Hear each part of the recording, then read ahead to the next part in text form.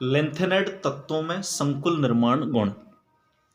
Lanthanide तत्वों में संकुल निर्माण की जो प्रवृत्ति बहुत कम पाई जाती है, उसका कारण ये है कि इन पर जो आवेश है वो मैक्सिमम +3 आवेश होता है और इतने आवेश के लेंथेनाइड संक्रमण धातुओं की तुलना में बड़े आकार के होते हैं। अतः हम कह सकते हैं कि इन पर आवेश कम होता है और आकार बड़ा होने के कारण इनमें संकुल बनाने की प्रवृत्ति डी ब्लॉक के तत्वों की तुलना में कम पाई जाती है, क्योंकि डी ब्लॉक के तत्व एक तो आकार में छोटे होते हैं और आवेश अधिक होता है, अतः उनमें संकुल बनाने की प्रवृत्ति ज़्यादा पाई जाती है, जबकि लेंथेनाइड में कम पाई जाती है। लेंथेनाइडों के जो भी संकुल ज्ञात है उनमें केवल वही संकुल स्थायी होते हैं जो कठोर क्षार के साथ बनते हैं या जिनमें लिगेंड प्रबल क्षार होते हैं, उनके साथ ही ये स्थायी संकुल बनाते हैं। अब सवाल आता है कि साहब कठोर क्षार क्या होते हैं? कठोर क्षार उन लिगेंडों को बोलेंगे जिनमें दाता परमाणु बहुत ज़्यादा ऋण विद्युती हो, जैसे ऑक्सीजन है, नाइट्रोजन है, फ्लोरीन है, और उनकी ध्रुवणता कम हो। ऐसे लिगेंडों को हम कठोर क्षार कहेंगे और लेंथेनाइड कठोर क्षार के साथ ही स्थायी संकुल बनाते हैं। यदि किसी एक विशेष लिगेंड के लिए लेंथेनाइड आयनों में संकुल बनाने की प्रवृत्ति का क्रम देखा जाए तो जैसे जैसे लेंथेनाइड तत्व पर आवेश की मात्रा बढ़ेगी उसमें संकुल बनाने की प्रवृत्ति बढ़ती जाएगी। आप यहाँ ध्यान दीजिएगा, माना कि एक लेंथेनाइड है, उसकी 3 ऑक्सीकरण अवस्था है, +2 है, +3 है और +4। तो इनमें यदि संकुल बनाने की प्रवृत्ति का क्रम देखें तो इस क्रम में संकुल बनाने की प्रवृत्ति बढ़ती जाती है, क्योंकि यहाँ पर आवेश की मात्रा भी बढ़ रही है। इसके अलावा यदि सभी लेंथेनाइडों पर आवेश की मात्रा समान हो और लिगेंड भी समान हो तो लेंथेनाइड श्रेणी में बाईं ओर से दाईं ओर जब जाते हैं तो संकुल बनाने की प्रवृत्ति बढ़ती जाती है, क्योंकि बाईं ओर से दाईं ओर जाने पर लेंथेनाइड्सों का आकार घटता जाता है। अतः आकार घटने के कारण उनमें संकुल बनाने की प्रवृत्ति बढ़ती जाएगी।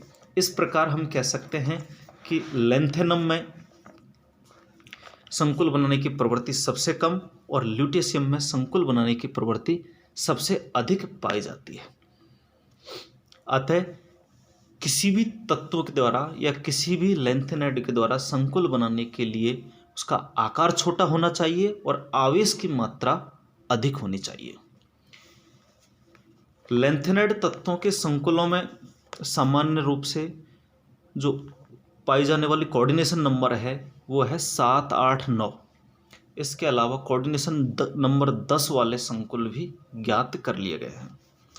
लेंथेनाइड पाई लिगेंडों के साथ कोई भी संकुलों का निर्माण नहीं करते, क्योंकि पाई लिगेंडों के साथ बंध बनाने के लिए इनके पास रिक्त F कक्षक उपलब्ध नहीं होती है। कुछ लेंथेनाइडों के संकुल इस प्रकार से हैं, देखो सीरियम का संकुल है जिसमें सीरियम की कोऑर्डिनेशन नंबर 6 है। इसी प्रकार प्रोमीथियम का संकुल है, इसमें कोऑर्डिनेशन नंबर 6 है। डाइस्प्रोमियम में है, इसकी कोऑर्डिनेशन नंबर 7 है, क्योंकि 7 फ्लोरीन यहाँ पर जुड़े हुए हैं। लेंथेनाइड जो है ऐसे लिगेंडों के साथ भी संकुल बनाने की प्रवृत्ति रखता है जिसमें दाता परमाणु ऑक्सीजन है, जैसे EDTA है, ऑक्जेलिक अम्ल है, एसिटिल एसीटोन है, और नाइट्रोजन युक्त दाता परमाणु जैसे एथिलीन डाइअमीन है आदि के साथ विभिन्न प्रकार के संकुलों का निर्माण करते हैं। लेंथेनाइडों की प्राप्ति एवं पृथक्करण देखिएगा, लेंथेनाइडों को प्राप्ति के आधार पर मुख्य रूप से 2 भागों में बांटा है या 2 श्रेणी में रखा गया है।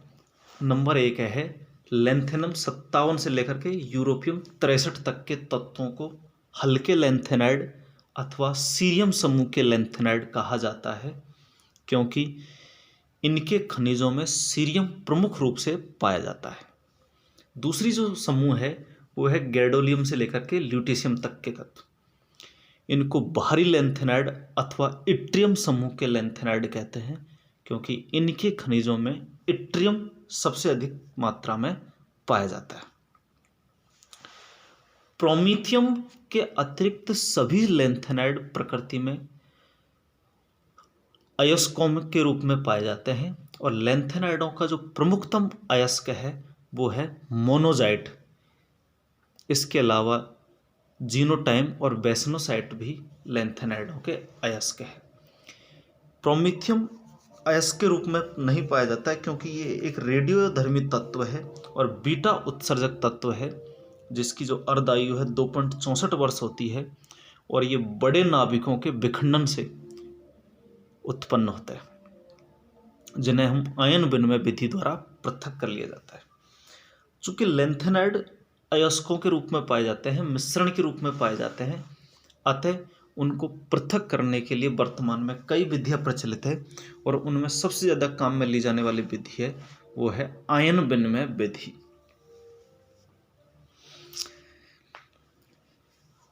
आयन विनिमय विधि में लेंथेनाइडों को पृथक्करण करने के लिए हम एक कॉलम लेते हैं, एक स्तंभ लेते हैं।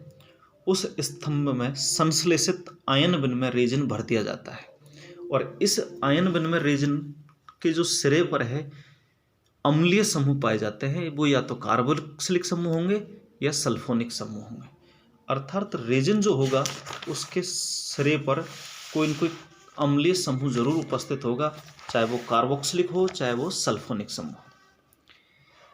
जब लेंथेनाइड आयनों के विलयन को इस स्तंभ में प्रभावित करते हैं तो लेंथेनाइड आयन अम्लीय समूह के H+ आयन को विस्थापित करके रेजिन के साथ जुड़ जाएगा। देखो आप, ये तो आयन विनिमय रेजिन है, इसमें के ऊपर यदि लेंथेनाइडों का मिश्रण डालेंगे तो ये जो लेंथेनाइड है इन हाइड्रोजन को तो रिप्लेस कर देगा और ये खुद रेजिन के साथ जुड़ जाएगा। तो देखो, लेंथेनाइड रेजिन के साथ जुड़ गया, हाइड्रोजन आयन को पृथक कर लिया।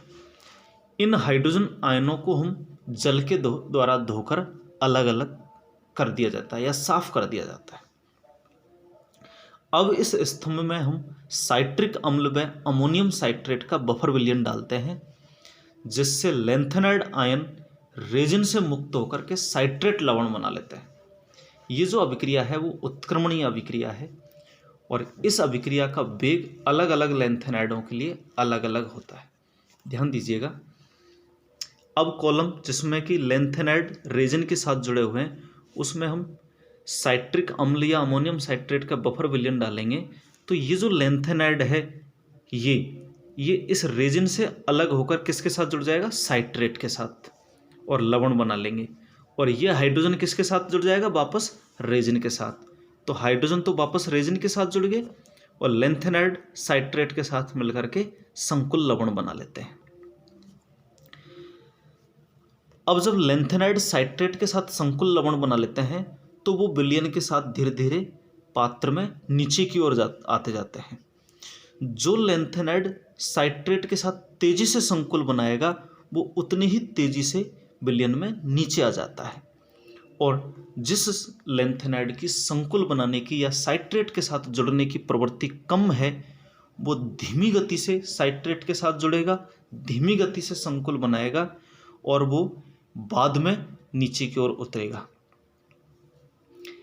इस प्रकार इस प्रयोग को यदि बार बार दोहराते हैं तो सारे ही लेंथेनाइड साइट्रेट के साथ लवण बना लेते हैं, और इन लेंथेनाइडों की साइट्रेट के साथ लवण बनाने की जो दर है, वेग के आधार पर हम इनको अलग अलग कर लेते हैं। सामान्यतः हम जानते हैं कि जिस लेंथेनाइड आयन पर आवेश अधिक व आकार छोटा है वो तेजी से साइट्रेट के साथ लवण बनाएगा, और तेजी से साइट्रेट के साथ लवण बनाएगा तो वो विलयन में तेजी से नीचे की ओर आ जाएगा। जबकि ऐसा लेंथेनाइड जिसका आकार बड़ा है तथा आवेश की मात्रा कम है, उसमें साइट्रेट के साथ संकुल बनाने की प्रवृत्ति कम होगी, और जब साइट्रेट के साथ संकुल बनाने की प्रवृत्ति कम होगी तो वो बाद में आएगा या धीमी गति से नीचे उतरेगा। तो इस प्रकार इनमें साइट्रेट संकुल बनाने की दर के आधार पर इनको हम अलग अलग कर लेते हैं। तो इस प्रकार से इस प्रयोग को यदि सही ढंग से बार बार संपन्न करवाया जाए तो सारे ही लैंथेनाइडों को हम साइट्रेट लवण के रूप में अलग अलग कर लेते हैं। Thank you.